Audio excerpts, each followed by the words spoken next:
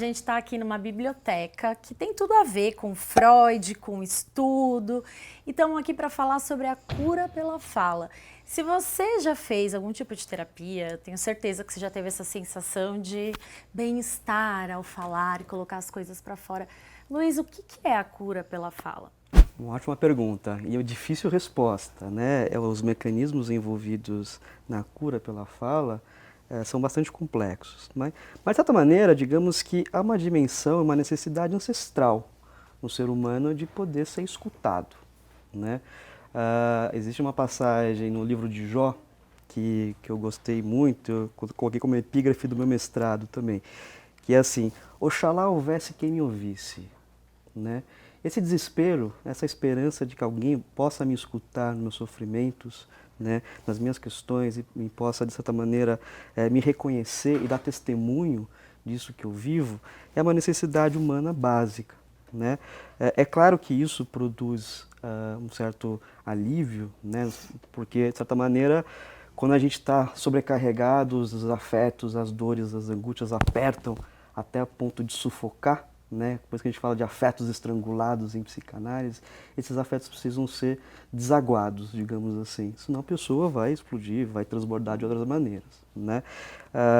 Essa necessidade a gente pode comparar com os livros que estão aqui na biblioteca também. Os livros estão aqui para serem lidos. Um livro que não se abre, que não é tocado ou manuseado, ele é uma espécie de objeto morto, né? Um livro só é livro porque tem um leitor que o leia. Os seres humanos também, né? Eles precisam de um ouvinte que possam escutá-los, acolhê-los, e de certa maneira reconhecer aquilo que está sendo dito.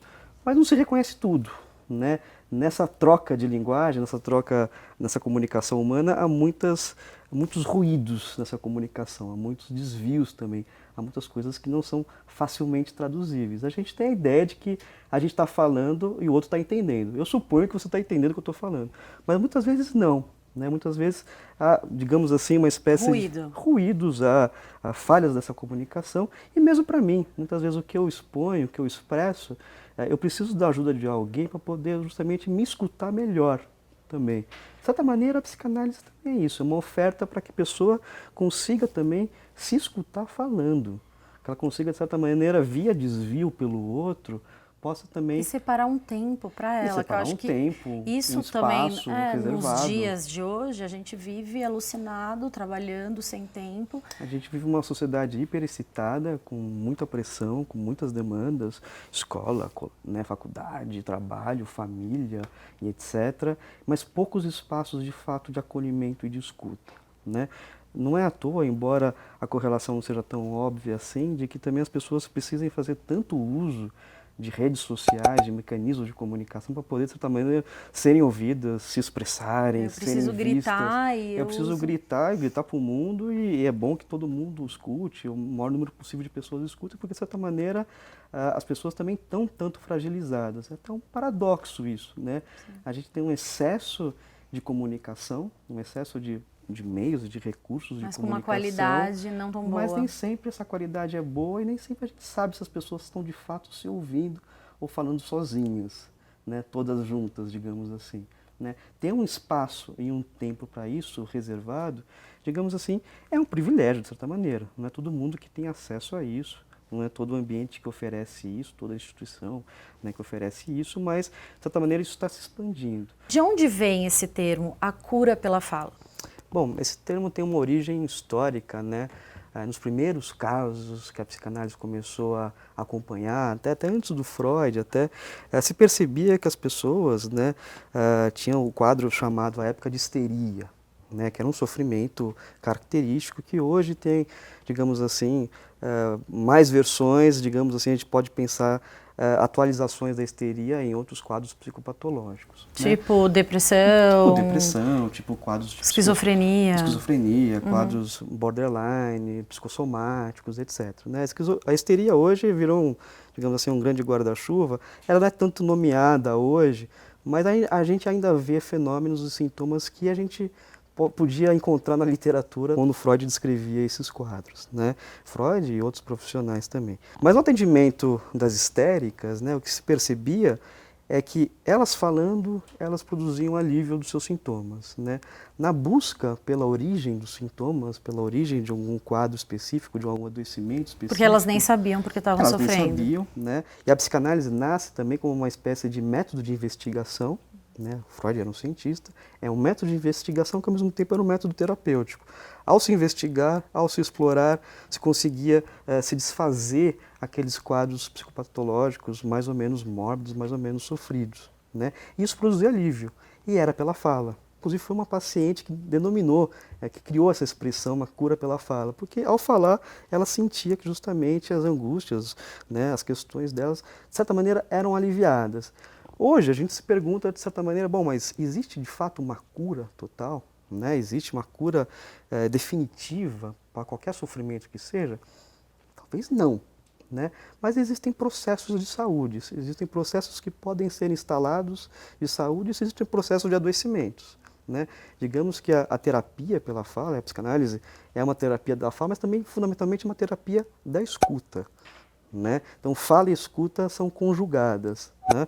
Mas, de certa maneira, essa terapia possibilita que esses processos de saúde possam ser reinstalados, possam ser colocados em marcha novamente, para que a pessoa também consiga, aos poucos, também se reequilibrar com a ajuda do outro e etc. Muitas vezes, o sofrimento não consegue atingir a fala, não consegue atingir essa dimensão verbal. E muitas vezes... Ele se expressa pelo corpo. E as pessoas nem sabem o porquê que estão sofrendo. Muitas vezes não sabem que estão sofrendo e precisam de ajuda de alguém para poder justamente enfrentar esse enigma.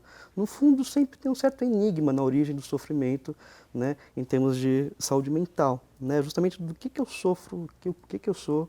Né, para além das grandes questões existenciais do homem, de onde eu vim, para onde eu vou e etc., é justamente a questão quem eu sou, né, acomete a todos nós. Na origem desse enigma está justamente a possibilidade de se ampliar esse leque de investigação e a ideia é que isso possa minimamente trazer algum alívio, alguma possibilidade de maior, pelo menos maior liberdade interna, não ficar tanto preso às próprias limitações, às próprias...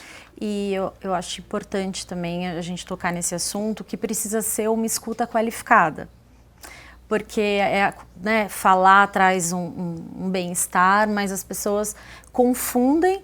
Eu vou falar com um amigo, porque eu me sinto bem com um amigo, mas elas acham que isso basta. Né, que elas não precisam, em tese, procurar um profissional especializado, né, que tenha propriedade nessa escuta. Eu posso dizer, de certa maneira, todos nós precisamos dos amigos, dos colegas, dos livros, da cultura, dos espaços religiosos, seja lá o que for que nos ajude a nos sustentar na vida. Né?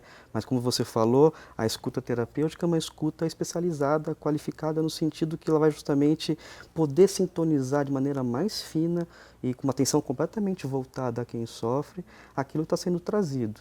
Né? Um amigo, um professor, um colega de trabalho, é claro que a escuta dessas pessoas pode produzir efeitos terapêuticos. De certa maneira, a psicanálise, né, e as terapias, de maneira geral, ajudam a pessoa para que também ela possa se curar em alguma medida na vida também. Né? A vida também é um fator terapêutico. Mas esse processo, digamos que ele é estimulado, ele é canalizado, ele é mobilizado nesse espaço a partir dessa escuta sensível, qualificada, e tem dispositivos teóricos por trás disso, e etc. Né? Não é uma escuta completamente aleatória, embora uma espécie de flutuação. Né? Porque ela é livre. Ela é livre. Né? Na psicanálise a gente entende que essa escuta ela precisa justamente flutuar em diferentes regiões. Né? Ela precisa escutar com o corpo, precisa escutar com os ouvidos, com os olhos, com a intuição e etc. Até escutar o silêncio, porque o silêncio muitas vezes fala. Às vezes ela grita. Né? E para a gente encerrar, dá para ficar horas aqui falando sobre isso, nós estávamos conversando sobre uma série Sessão de Terapia, que está no Globoplay, que é super legal e ele fala muito de que todo mundo deveria fazer terapia.